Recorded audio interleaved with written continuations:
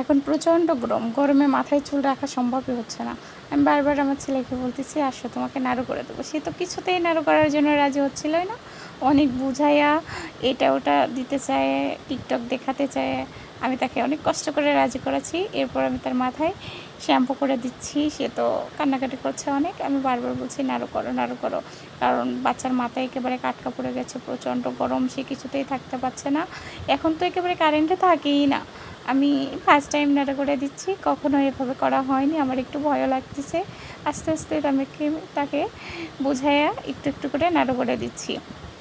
এই যে দেখতে পাচ্ছেন তার মাথার ভেতরে একেবারে কাটকায়ে ভরপুর।